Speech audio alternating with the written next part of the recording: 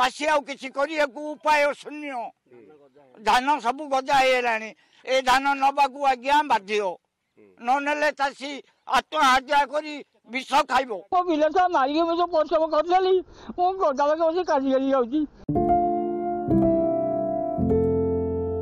आउबा कौन बाकी अच्छी अदिनिया वर्षा जेतबळे दाना पानी मुठाक छड़ाई नेला सरसर बिलरे वर्षकर परिश्रम को भिजई देला सेतबळे चाषी पाखरे ना आउ दंभ अछि ना आशा भरोसा। लगाण वर्षा चाषी जीवन रे केते जे लुह भरिछि ये तार चित्र। ये सुवर्णपुर जिला बेनिका अंचलर मानेश्वर सेठी जो हाथरे आज मंडी को नहीं धान बिक्री करने कथा से हाथरे गजा धान को धरी छाती फाटी जाउछि।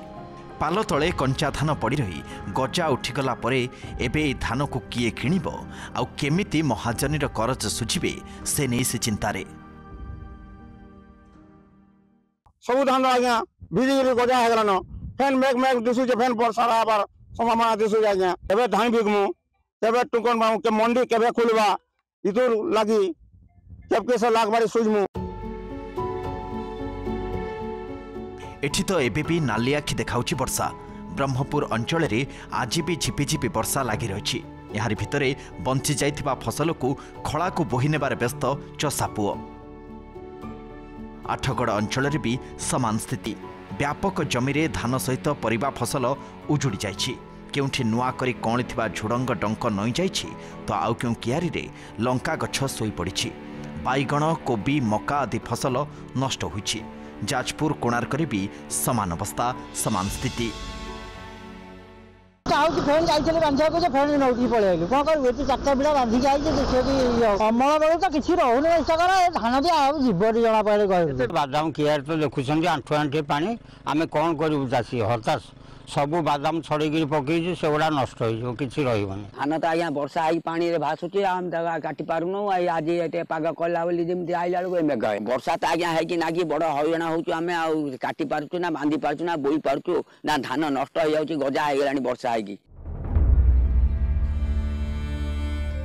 एपटे चाषी को आश्वस्त करिसेंती जोगाण मंत्री कृष्णचंद्र पात्र। मंत्री कहिसेंती एफएक्यू मान कम थिले भी धान किणिबे सरकार।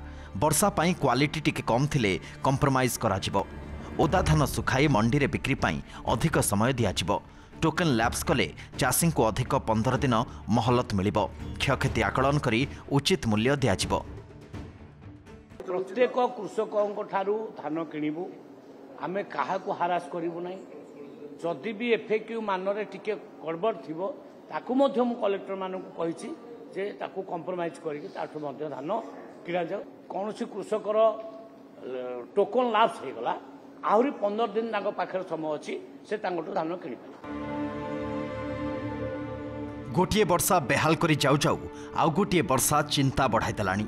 बंगोपसागर लघुचापर प्रभाव रे अधिकांश जिले में हालुका वर्षा होउछि। फल चाषी भयभीत हो पड़ते। Bureau report OTV।